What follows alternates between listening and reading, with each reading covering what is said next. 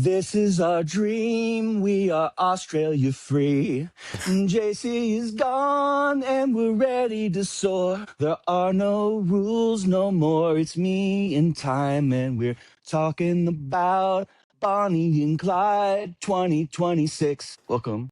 I like This that. That was is great. two grandmas yapping about Samara weaving, right? Yes. And this week we are watching a film that is available to stream now, and it's in the theaters, and it's a cute little Southern Gothic romance in the vein of Bonnie and Clyde, which is, if you don't know, a road trip movie where two lovers do the most dangerous things possible to excite each other's sensations. So, how did I pick this movie? I just went to the Amazon and I'm just like flicking through it, and I'm like, Magnolia usually has pretty good pictures, and I recognize some of these actors, and it sounds like it would be fun, so we just pick it. We don't know anything about this movie. Have you heard of this movie? I've seen the what do you call it, the poster where she's aiming the gun. I've seen that, but like I don't know as far as like this is my first introduction to Samara Weaving, even though there's like two movies I have like in my backlog that I want to watch that has her in it. So this is my first time seeing her act and all that stuff. So Samara Weaving, I had no idea what this movie was. Born February 23rd, 1992, is an Australian actress and model. She's been in movies like Out of Blue. She was in a soap opera in Australia called Home and Away, which is a very popular soap opera. And she was in a TV series called Ash versus Evil, because it all interconnects on this show, right? Yeah. And we've been talking about Alliant, and so she was in that TV show. And she is the daughter of Hugo Weaving, who's a famous Aussie actor. Yeah. Whoa, that's crazy. He's in a lot of Lord of the Rings movies, and he plays like The Matrix, right? And like if you look at him, you can kind of see it in their jawline. Okay. And then this also stars Kyle Gallner, who is from Smallville, Veronica Mars, CSI New York, Jennifer's Body. He was a Scream King. You know what a Scream King is? I've heard of Scream Queens, but I've never heard of Scream King. Well, a Scream King is a handsome young man who's in a lot of horror movies. And he was in Smile too. And I think that kind of was his breakout. I've never seen any of the Smiles.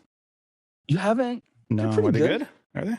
Yeah, I enjoyed the first one. I don't think I've seen the second one. Yeah, I would recommend it. It's definitely worth a watch. American Sniper he was in. So he's had a long career, but this is like his first like leading man role, I feel like. Do you think that he filled the role correctly as the hot, young, small, like he comes in the small town and he's like running game at the liquor store, right? And like he's doing the scam where you give people the change. The first time I saw that scam was on Cheers. Woody Harrelson showed that scam. There was a show called Night Court.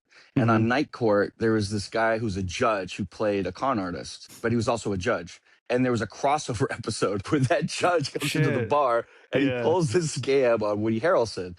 And that was like 84. And that like everyone, it was a fresh scam, right? And so like she sees this guy, she's working at the gas station, and she's just like follows him out to the car, and he charms her and entices her. Do you think he did a good job? I'm going to be honest. I had problems with this movie, but the casting of these two, and especially him, were not the problem. Like I think they did a great job. They were believable. The chemistry was there. I think oftentimes when you have a movie where there's like a con man, or there's like a guy who's supposed to be like they couldn't get Robert Pattinson, whatever. Right. Like this is who you would have the ideal would be, like a Pattinson looking. But I think he did a great job. Yeah. I think that if you don't have two performers who can carry roles like this, the movie will just not be made. It will just fail to be, because you have to have, I think that they did a great job of the chemistry between them. I mean, and a lot of the acting you do in a romantic film is through their eyes, and how they're looking at each other and how they're reacting to one another. And I think they did a fantastic job. I mean, I love the early scene where they go to the quarry, where and she dives in. And this is just all Americana. Like, this is a movie that's very much an homage to the classic small town stories and the muscle cars and the vibe and the quarry. And I also enjoyed about this movie is they played the sex scenes and the romantic scenes without any nudity or vulgarity, which I really appreciate. But they did it all through innuendo, and like she never got naked in this movie, which is hard in a romantic film. But they still had the same intimacy and sensuality just in how they were with each other. right? Yeah. And so you don't just have to have like I'm thinking about the housemaid, right? Yeah. And they have the sex scene, right, where they show everything, they just go Mm. over the top, so it doesn't even seem real anymore. It seems like a porn scene, it seems like a Mm. Playboy spread, and like that's not how lovers really interact, right? And so I think they Yeah. did a good job in this movie of making their relationship seem real. The one Mm. thing I didn't like is when she was like, the first thing she did was like get in front of the headlights and do the striptease thing, Oh but then yeah. she converted into jumping off the Yeah. quarry thing, and that saved it for me. Yeah. Yeah, So you have I any had the thoughts same on that? thought when when she got in front of the headlight and started stripping. I love when they're in the bar and she comes and she's interested. She's so interested in him, Mm-hmm. and then they start talking, and then you could see her allowing herself to like fall for him, and then Yeah, by the time she says, "Do you want to go somewhere?" like she's all the way she's in. in. She's in. She's ready. Like she's like all the way in, and so I would kept expecting the twist in this movie to be turn out that he cons her. That's usually That's what happens, exactly what I was expecting. right? But I think that would be too obvious, right? And Yeah. I'm glad they didn't do that. I thought that another twist might be that she's the con, like Yeah. she ends up conning him. But Mm-hmm. like the way she plays this role, and she's so young, and she's the ingenue, and she's so wide-eyed, she could never have that capacity. She's there as a student. It's almost like Kill Bill relationship, Yeah. right? Between Kiddo, Mm-hmm. right, and Yeah. fucking Bill. Yeah. How it's a mentor, it's a romance, but it's also a master mentor relationship, or a teacher. It's a Mm-hmm. strange combination of things, right? Yeah. And I thought the scenes when she was learning from him how to do the scams were very charming. Yeah, they The played them like little dinner. mini montages, and I thought they were effective in that aspect where they didn't do like a whole like here's 5 things she learned and then here's a giant montage of her. No, it was like she would learn one thing and then she would practice it, and you'd have like that mini montage of it, and then the next thing she would learn, and then he taught her like in steps, and it wasn't like Yeah, she learned everything right away. It took a while for her to learn some of the stuff. he is leading her down the pathway, and he Mm-hmm. starts with cute games, little money from the liquor store, $20 we're stealing. Now we're stealing a cute dress so I can take you to dinner and show, Mm-hmm. and we're gonna do a cute dinner, and then eventually we get to the guns and the banks, Yeah. and Yeah. that is not, and that's when someone could really fucking die, right? And Yeah. so he is still conning her the whole time, Mm-hmm. but I still think that he doesn't want to like, he's like a wolf. He has to be a wolf, but Mm-hmm. he's pulling back a little bit. But he still has to like do wolf things, like con Yeah. his lover, right? I do like the little touch of realism, and like I don't know what else how else to put it than realism, where they do, like she's like, let's move on to something else, and she, they go to rob a bank, and it's stuff they don't practice this, but they learn everything that up to that point. Right. And she has her disguise on, everything like that, and then he puts a gun in her purse, and it's like, whoa, where did this come from? And then she goes and she does everything, and then it's her first time doing anything like crazy big, and I love the fact that they kept it like realish, to where when she gets back in the car and he's like, hey, great job, you forgot the money. She's like, wait, what? That was hilarious, and I loved the way he was with her, because like Mm-hmm. I've felt her, like in a lot of movies he would be like, "You stupid bitch," Yeah. or like they try to turn around and go get it, but like it was so cute because it's really like a game they're playing. Like the real mission, the real quest they're on is their love, and these little side quests are just adding XP to Yeah. build that. And so he doesn't really care about the money, but at the same time he's getting her comfortable with the gun. He's Mm-hmm. putting it in her. He's saying, "I'm gonna. You don't even have to touch it. I'm just gonna put it near you, so you can feel it near you." And then I also like the way as she keeps robbing banks, and she's doing the dirty work. She's Mm-hmm. doing the dangerous job. Yeah. She gets more XP and she gets better at it. She's timid when she starts, right? And then by Mm-hmm. the end, she's like, "Put the fucking money in the bag," Yeah. right? And right, I like that character development. Mm-hmm. There's. I mean, when we're saying all this stuff now, I noticed that, or I remembered, he doesn't really yell at her except for like one time, but even then, it's not really yell, where he tells like, No. you have to pay attention when I'm honking the horn. That's really the only time that there's any emotional. That's why I know he loves her, because from like anything emotional from his side, because it's usually all on her side is what she's feeling or what she's going through. So like he was just like a vessel to just move everything along. You know, he did, there wasn't like in the Notebook, Yeah. they would fight and yell at each other, but Right. that's a love story. This one's the same thing. It's a love story, but he doesn't do that. He doesn't yell at her. He doesn't raise his hand at her. You know, he's carrying the entire time. His character is always in control. Yeah. Even at the end, and it's almost like I wish that his character would slip sometimes, because if you're doing stressful shit like this, you're not going to be Joe Suave 100% of the time. Like even at the end when he like essentially frees her and takes, you know, I don't want no spoilers at the end, but he figures out, he devises a scheme so that she can escape and he takes the bullet. But this is why this movie is at its core a romance for her, for a lady watching, because like all the things you're seeing is like it's like the movie focuses on Samara and her journey, right? That's why it's Carolina Caroline. It's not his story, Right. And she's growing and he's allowing it, and the way he is with her is almost perfect all the time, and that would really please the viewer if she's like falling in, like having a romance and allowing herself to enjoy the romance.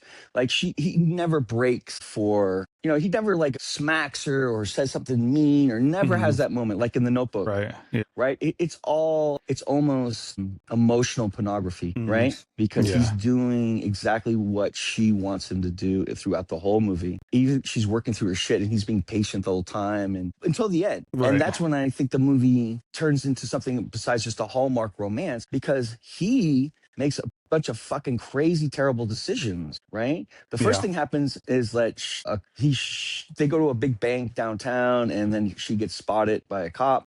And so they have to fucking escape, right? And then they have the scene with the patrolman. Oh yeah. And he ends up deciding that the only way out is to fucking shoot him. And at that point, it's a wrap, because That's it's going to end in death or life in prison, because they're going to catch you. Do you think that was a smart idea? Well, like, what do you think was going on in his mind on that? See, like stuff like that. It's like, especially when you're enjoying a movie, you hate to see that, because you're like, there's no other way out of this. You know, like it's just like you obviously you're aware of it's a movie, and you're like, why couldn't they write that scene better? Because you don't want the people to get caught, because you enjoy seeing them do whatever. But yeah, I mean, there has to be a point in a movie that's 2 hours where they decide, okay, this is the peak. Yeah, and now we have to do something, like we have to climax, right? Because otherwise it's just like, where are we going? Like there's no tension, there's nothing to resolve. He didn't have any other option. He's too far away to like take him out by hand, and I thought maybe the gun would be in the car, and then I don't know. I didn't know where that scene was going to end up, and then when he had the gun with him, I was like, oh, shit, okay. And then another thing that they're using as a motivator throughout this movie is that she's on a journey to meet her real mother that she really never met. Yeah. And so I like having this as a plot device, because it's also a motivator that shows why she has this wild hair to run. And so I think one of the best scene in the movie and the best performance is Kara Sidgwick, who plays the mom, right? Yeah. And they go to the bar, and like she's everyone's worst nightmare, right? You expect like a medium encounter or like a good encounter or just reasonable, but she is just like the fucking worst. It's the worst outcome you could have wanted for like to find your mom. And that almost sends her, and then when she calls her dad the next time, she's got this 1,000-yard stare, and she just she crashes out totally, because it's too damaging emotionally. Because the first thing was the abandonment of a mother and a daughter is crazy, right? Like a mother abandoning a child is different than a father, even though both are horrible and both disgusting. Terrible, but when a mother does it, because she came out of her body, like she came out of you. She's part of you, right? So the blood is the same blood. Everything is moving. And so and they meet, and and then Kira Sidgwick does a beautiful job in the role. I think she's like sends it, and like she's great. And like she looks exactly like you expect a barfly loser mom to look like. And she plays the part. And I wouldn't be surprised if that gets an award consideration. That Sedgwick bit. I'm gonna say that was my biggest problem with the movie. I was having fun with the movie and I was enjoying it, but once it got to the mom at the bar, I felt like it hit a brick wall, and it never could recover for me for that point. Like it just, I understand the point of the mom being unlikable, and that was a whole thing, and it was very emotional for her. I understand that. It's just like I think it went too far. It was just like it was like, I'm the worst person that could have been for your mom. Let me keep like driving the dagger in deeper and deeper, and there was no let up, because you would expect something to be like, well, I didn't like it was too much responsibility and I left. But she was like, no, I didn't want to fucking have you, so I just left. And it was like, right?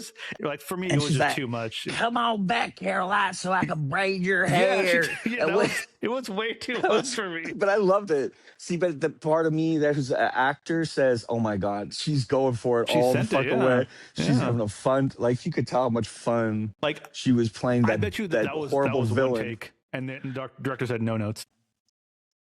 I mean, she's just like a perfect villain, just like Cruella de Mm-hmm. Vil multiplied Yeah, by 1,000. yeah, It's just like, and then Samara Weaving is so young and pretty and mm, beautiful, and then she's looking at her mother and she's saying, "That's could be me," because yeah, like this is what happens in when age happens, mm, right? With her, and so like, and all of the combination of like what's happening and the realization that she's been yeah, robbing banks and like who's this guy and like where am I going and like and then she's like, oh, the only reason we have to leave the country.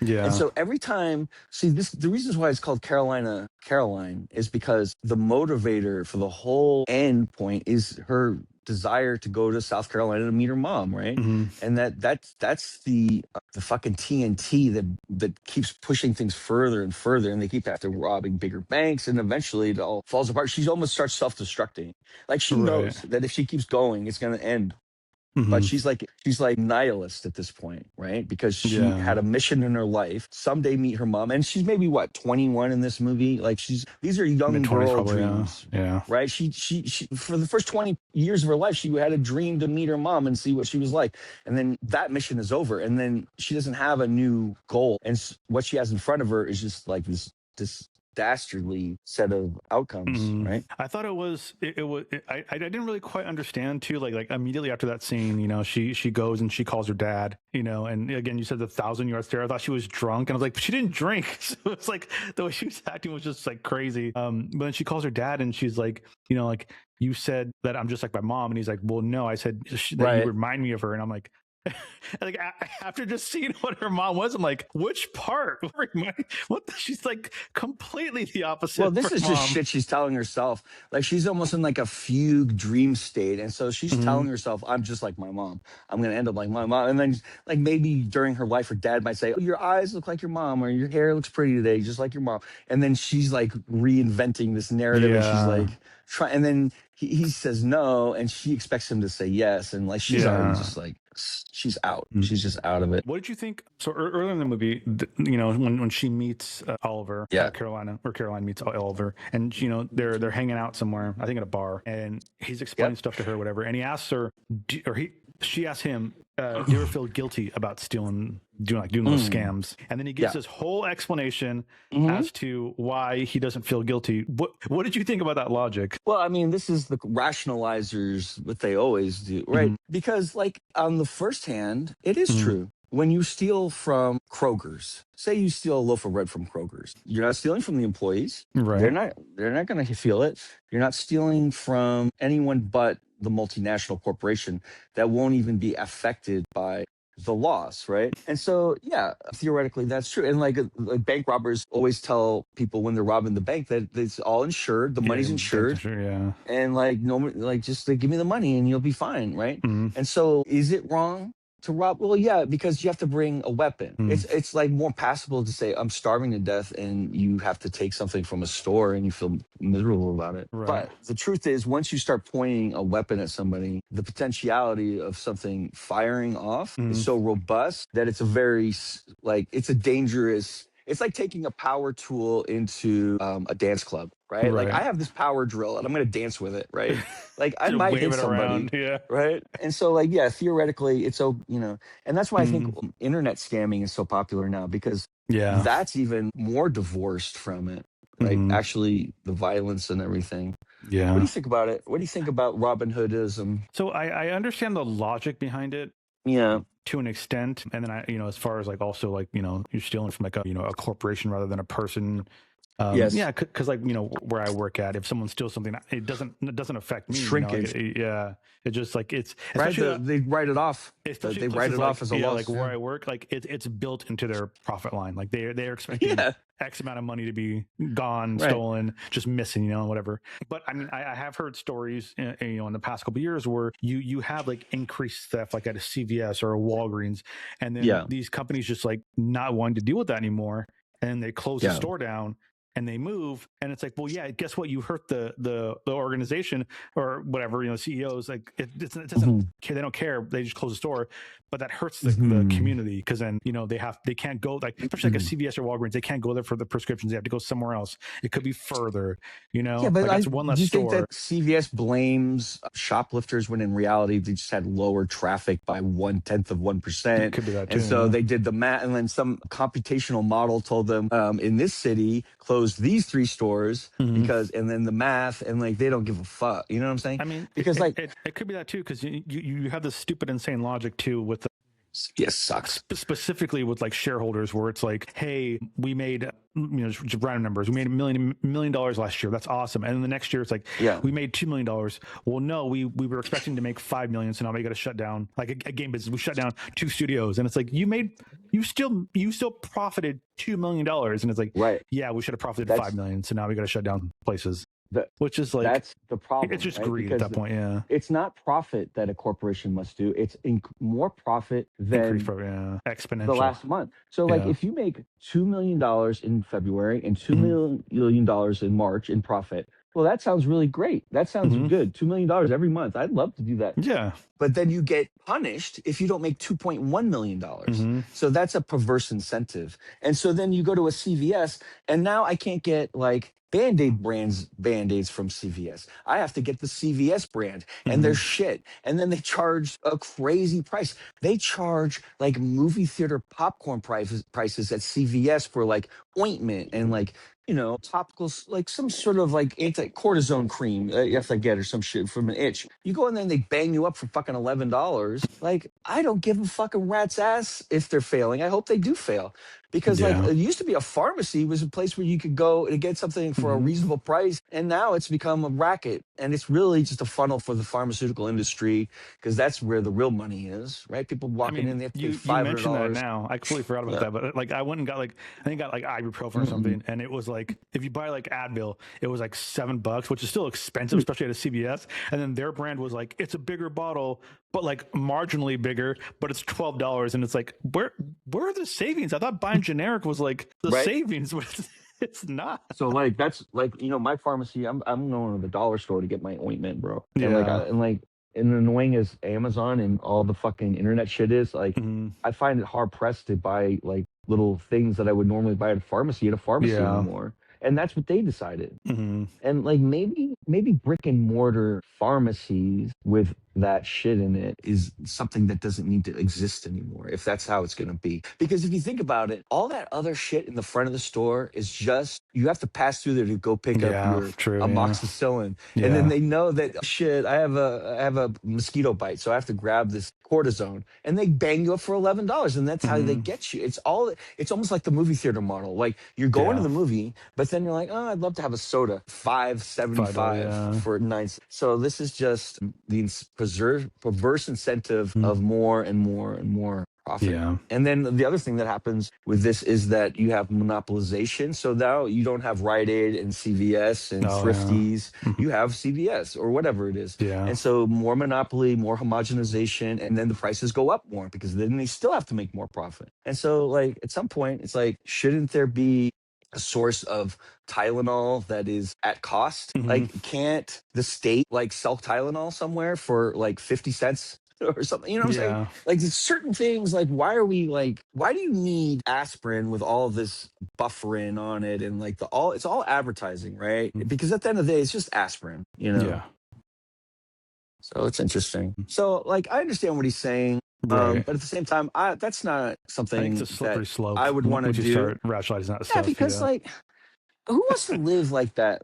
Like, you have to live like a coyote on the fringes of society, stealing shit constantly, and always afraid you're going to get caught. And it's a thrill. and everything. But eventually, the way technology is now, and the cameras and the tracking of ATMs, you're gonna get caught even for shoplifting shit. Like Yeah. you are being watched doing every Well, fucking thing. especially now. I mean, I know this firsthand because of where I work. Like they know who you are and Yeah, they track you. And it's like, hey, I stole some shit. And it's like, yeah, but you have to realize that they're keeping track of what you're taking. Once it hits a specific dollar amount, that's when they like pounce on you. You know, like they're waiting for it to actually be like a legit like large that's crime to where they crazy. put you in jail. Because So before like they're if you so take they'll out two hundred let dollars, you. it's a ticket. Like they don't fucking care. You know? So like if you're a smart thief, you know what that number is, Yeah, and it's so a you grand. just It's a go in grand. there and you go, oh my god, that's a lot. It's a lot. That's a Yeah. fucking lot, especially at the place you work, right? Like you Yeah. could actually, I don't know, bro. I think a lot of people, I think the people who do that are not doing it for survival. They're doing it for a thrill, Yeah. as to a certain extent, and they're also usually doing it to feed a habit. Like they could Right. have a Yeah. drug Yeah. habit, Yeah. and that's where petty crimes. But then you have like the other film we watched recently, We Love Boosters, which is Oh about this yeah. issue, Yeah. and how what they're doing is it's more organized, and they're taking high end goods and then they're reselling and they're actually making a living at it. What do you think Yeah. of the differential between petty theft and like doing something where it's like a almost like what do you think about that? Because they're actually being actually upward mobile. You know what's crazy? What I do you actually think? agree with the boosting model because I mean, clothing the is way they so fucking presented it, expensive. It's crazy. right? The schmatza trade. That's why they like there's a joke in like New York because like the district is called the Hmm. schmatza district, right? And they Yeah. call it schmatza. It means rags. And so like they joke because it's just like we're taking rags and we're reassembling them and we're selling them for thousands of dollars, Yeah. right? So, and that's what always the fashion business has been part of, right? Because but at the same time, it also can be wearable art, right? Yeah. And so like The at the same thing. time, the corporation's stealing from us, and Mhm. and they're stealing back a little bit. Right. The thing I didn't like in Boosters how it was presented, and for that specific movie was that Yeah. the main character was presented as like it's her thing, like it's her. It's like she puts a little spin on it. When she doesn't, she just it's like she's just a really good seller. But she's essentially just stealing a clothing, like just made up clothing already, and just reselling them. She's not doing anything. She's not putting her stamp on it. She's not, drawing anything on it. It's just it's one to Right? one. So like it wasn't. It's a It's different. yeah, and she's claiming, and then like yeah, and then why was she claiming that she was putting? But why? Because she's reselling it. Like I don't you're know. right. Yeah, Like it didn't make what any sense. Like was she that she part had of that it? one design that what's her name what's her name Right. took like she did legit take that Right. idea, but like Yeah. as far as what the clothing she was stealing, she didn't do anything with it. She just sold it straight up. So it's like I don't understand Well. at later in the movie when she's like, well, you're taking my thing. And it's like, well, she didn't. Like you just it's just clothing, Right. which is still Right. inherently Well. crazy expensive. You know. Yeah. And I think one of the great things about technology in the future as we go is like you will have the capacity to make your own clothing and prefab stuff. And like if you have an idea to print stuff, and Mhm. I feel like textiles are going to be the next thing in Yeah, 3D that'll be printing. huge. That'll be huge Right. once we And get to that then point. Yeah. imagine like if you can you like I don't know how to sew, I don't know how to cut fabric, but if I Hmm. have a concept of a suit in my mind and I could purchase the fabric, like wouldn't it be sick if like you had like a home, you could make your suit and go wear it and it Yeah. would be beautiful. I think that would be awesome in the future if people could make their own clothes. And you could just buy cotton and make your own jeans and like imagine what the culture would do in society and if everyone was making their own fits and like you would never because now like you see a lot of the same stuff because it's mass marketed and mass Mhm. manufactured, but everyone would have original clothing. That would be very cool. I mean, I think to a point it'll be original, but because like just straight up, a lot of people just aren't fucking creative. Like if you told me Well, to create a shoe, I agree. I there's no way I can do it. I I just think couldn't. that people get inspired by other people and then they say, "Oh my Maybe, god." yeah. No, But I like just think it's exciting to just like have that potentiality. if we had like a 3D printer, right, and it made and you put like a specific material like plastic, whatever, rubber, and it made a shoe, like if I was able to download the files to make like a Nike shoe, like I would 100% do that. But if someone made like a shoe that was really good and they charge like $10, like I would pay that price. Like that's easy. That's 100% I would do that. But it's just when we And get to a then certain point, we start pricing out regular pricing people, out and then that's when like you humans. turn to like piracy and you turn to like like stealing people's work and this and that, which sucks, and like because Nike shouldn't be $200. That's crazy. No, because Yeah. like the only reason something should be very expensive is because it's rare, like a diamond. Like you can't, like now they can make diamonds, of course, Yeah. but like obviously in like a natural diamond takes thousands of years to grow. So Mhm. like I can see why that's expensive. I But do. Nike, like it's just Yeah. like the I market is, I do want to yeah. counter my own point right now and be a huge hypocrite Okay. because I do. Again, I don't think everything should be crazy expensive. Like it's just No. whatever. Like designer bags. Like they go for like thousands of dollars and they cost like maybe How like about $10 tens of to thousands of make. Yeah. dollars? Oh yeah, How 100%. about $40,000? Yes. But they cost like $10-$20 to make, or like it's Oh crazy. yeah, But if that, maybe I $8. yeah, but I also like the idea of of them being Having so swag. expensive that not Yeah. everyone can have one. Like I Right. think I Well, think once everyone has something, it's not as special. So that's how I feel so about where do you find balance in EAFC. that? Well, this in my world, that would Mm-hmm. an approximation would be a very expensive card in Right. EAFC, and like sometimes they'll do a promo like for the World Cup. Well, they'll give everyone this very fancy card, Mm-hmm. like Neymar, right? This year they give everyone a Neymar, and you can Evo him, and then you see Neymar in all the competitions that you play, and then you see people not play with the card correctly, and it's like a Ferrari, and they're grinding the gears, and they're running into shit, and I'm like, you don't need that. And like you're Right. right, and like I should have that, but you don't know what to do with that. And like then you see it everywhere, and that's Mm-hmm. all that people play with. And I'm like, I want to see some other cards. And so Right. I can Yeah. see what you're saying, and that's Yeah. almost like what Levi 501s become. But something so classic like a Levi 501, even when it gets oversaturated, can never be stopped because it's just so Right. like it's just like certain things like chinos, right, or Mm. Italian loafers, Yeah. or a 501 or a V-neck base white T-shirt. These are Mm. staples, and for a reason, right? And like you can mass market them for the end of time, and they'll never stop, And I think Yeah. that's kind of how you have to deal with it. But I think the democratization of fashion and art is really good for culture because it's going to inspire more innovations and inventions. And maybe someone who's doing cancer research sees a cool painting or a cool fucking shirt or some, I don't know, Mm. whatever, or an outfit, and then they get inspired to think of what they're working on in a different way. I think that happens in Yeah. culture. I really do. You know. All right. So you said you had some qualms with Oh yeah. So Caroline. Let's talk about what we don't like. I already mentioned the mom part. I think was the brick wall that it hit, and I don't think it fully recovered from that. The other thing too, but this is a personal thing. I think there's a lot of Yeah. people. I think I'm an outlier on this one. I don't like country music. So I think the entire soundtrack just being country, I didn't like that, and it was just like I I hate will all tell these you songs. something. I hated the main theme. They had like this one main theme Well, where the when song they they said they both danced, like or whatever. Yeah, right, and they played it yeah, like 3 times, and I'm like, play the song once and play 2 other songs because it's not that strong. yeah. It's It not that wasn't. strong of a song. But at the same time, I understand it's a country vibe. It's a small town, Yeah, and like yeah. that's what they're gonna listen to. And wouldn't it have been cool if and I do like they had some Patsy Cline in there. I Hmm. would have loved to see some like more classic like roots rock or Yeah, they just had like like there's kind of so many things some you could bluegrass a play. little bit. I think that was fine. You You know, could have played some Johnny Camp Cougar Melon in there play some fucking somewhere. Freebird. You could have played, I mean, like just like all kinds of Yeah. wonderful Americana music, Hmm. like Bruce Springsteen, Nebraska would have been great, and that. And like this movie, it fits into a genre called Southern Gothic, Is and that what it's so called?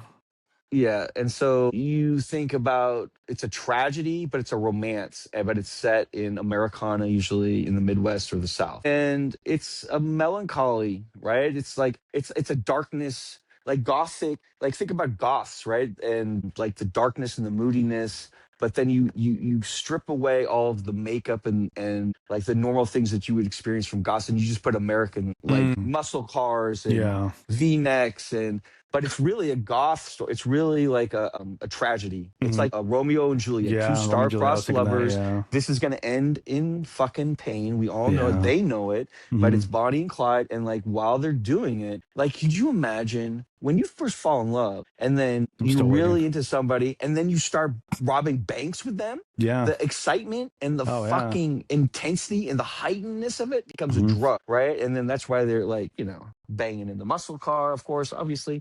But like, it's like that's what it's about. It's like about being youth and being crazy and being addicted to this feeling, it's like in gothic dramas, like they could be drug addicted, but in this movie the drug is their love. What do you think? Yeah, I mean, I agree with that. I mean, except for the whole Southern Gothic thing, but that's because I don't know what it is, and I'm glad you told me that was a style or genre, because I've never heard of that. Yeah, I'll send you some more. Yeah, send you some more stuff. Yeah, the movie felt like modern, but then obviously it was like a time capsule kind of a deal. But I never was thinking, oh, this is a different year, whatever. Like it just felt like it felt fine the entire time. I didn't know what year it was, right? Because yeah, there's something in the movie that made me feel like it was in the past, and I don't know quite what. They don't have any new cars, It's like a 70s almost, but I don't know. Intentional by the director to have this like dream world. It's like another place. True, right? Yeah. So maybe this was like an alternate universe where cell phones were never invented. Maybe, And so that's something that you would see in an Americana movie too. Like they want to have like classic stuff, right? They, it's just like, it's a very specific movie. It's a romance movie. I think it's definitely like, like a lot of people have talked about Bonnie and Clyde. Like there's been the famous movie from the 70s with Warren Beatty. There's the Jay-Z song, right? Of course, Bonnie and Clyde. Was it 96 or whatever? Right, like this is a theme in romance. Yeah, it's a pretty popular theme. Yeah, you two against the world. It's you and you're just like a fucking crazed animal running through the countryside, like attacking other people, but the animal is actually the fucking lovers. Yeah. Right? And like, there's some other movies that have done. Like, I feel like the last Joker movie was kind of a Bonnie and Clyde. Yeah, 100%. Yeah, even though it was awful, and like 100%. Yeah, Joker and Harley is a Bonnie and Clyde, right? All these things. It's just like these are criminal couples, and there's a sensuality and a sexiness to it, and I think that's what it's trying to tap into. And it could have gone like 9.5 weeks and been all about the sex and stuff. But the way they played it was interesting, and it makes it watchable to more people. And I could tell that it was more of a feminine driven narrative because they didn't show vulgarity and sex like that. They showed it as emotional love. And I think that was good. I think that was good because it wasn't just like we're just robbing banks and fuck it all the time. No, because they're like working through this fucking new creature that they're creating as one thing. Yeah. And I thought it was filmed beautifully. I thought the cinematography was great. I think like they had a lot of difficult shots with the bank robberies and the driving scenes, and they could have fucked up a lot of those things. And I don't know anything about this director or the writer. Yeah, but I think I thought it was very solid for people who don't have a long track record. And I think this is a movie that is going to get overlooked a lot. And I think if you have a date night coming, or if you want a movie that's streamable, and it's not, I think it was like $10 or whatever. We'll leave that at the summation. It's something you should consider.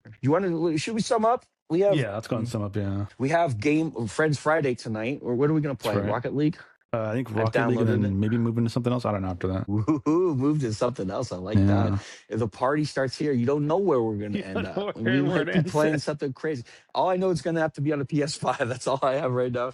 And I have been living at night now because the daytime is like, I feel like a vampire because I go out in the living room to get something to eat for lunch. And I'm like, oh my God, it's so hot. I have to go back to my bedroom. All this is just like, like when you tell me all this stuff, and I know the temperature it's out there, I'm like, come on, man.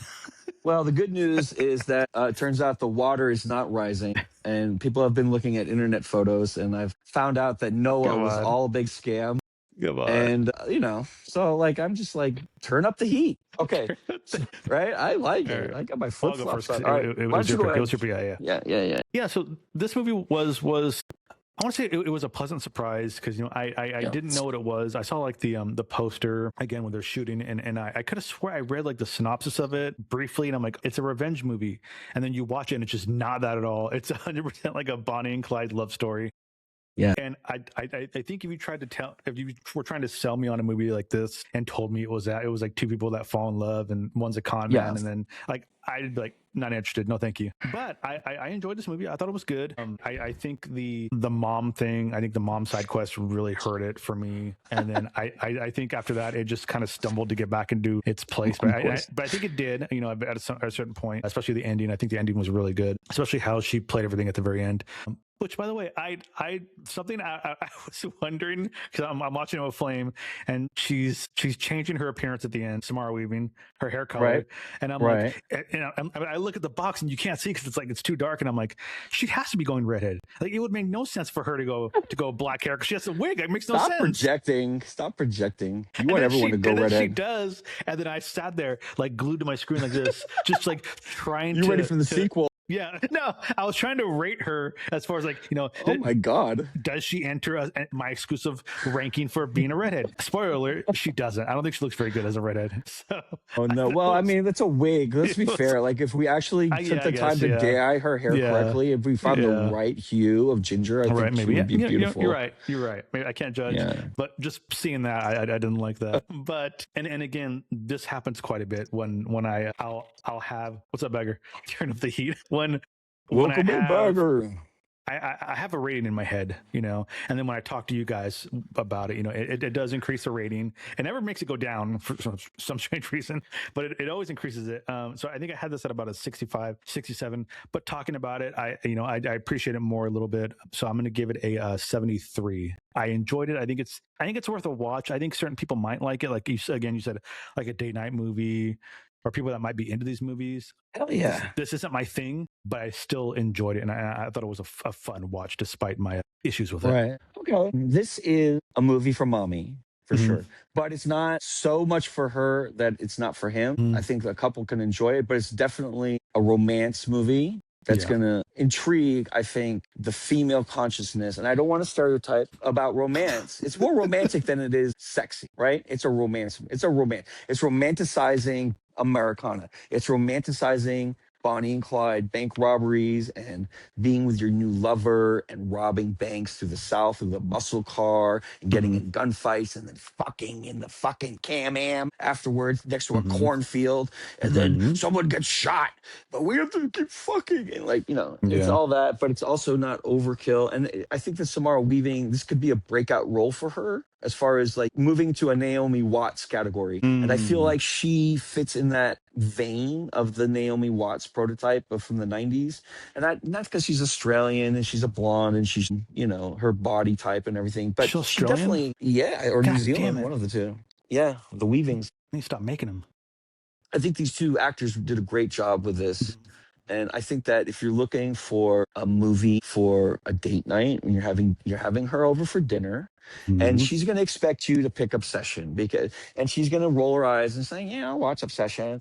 But you're going to pick this movie, and she's never heard of it, and she's going to think it's terrible, and she's going to think you're a clod, and you don't know how to pick good movies, and you're not romantic. And then you're going to put this movie on, and she's going to say, "Oh my God."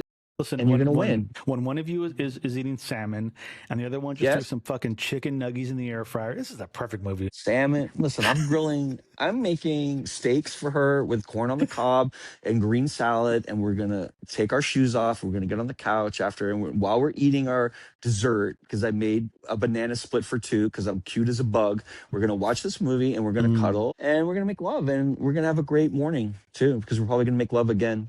Right, in the morning, you get it. I give it an 89 because I am a romantic warrior, and I liked it more than I thought I would. Yeah, we'll see you.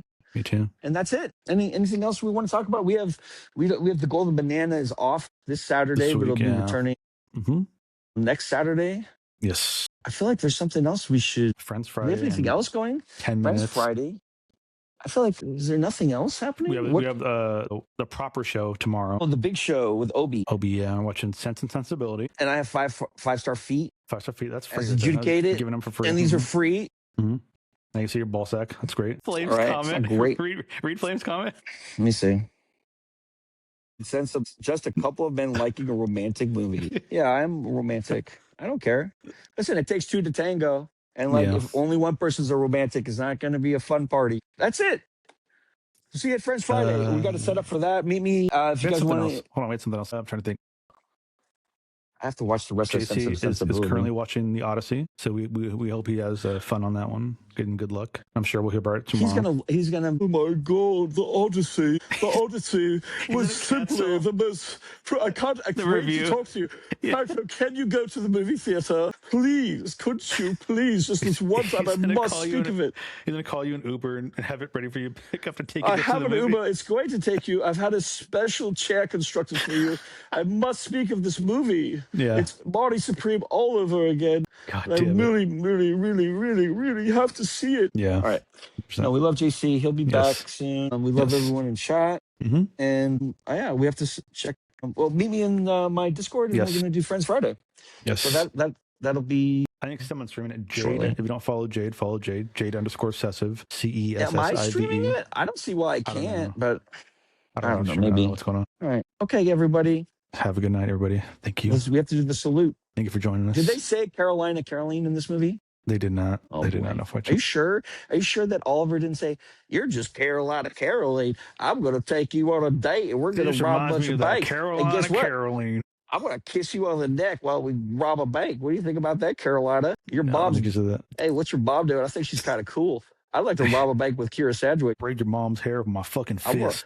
Come on back, Caroline. I'm going to braid your hair. We're going to have lemonade. That was hilarious, That's crazy. Bye, everybody.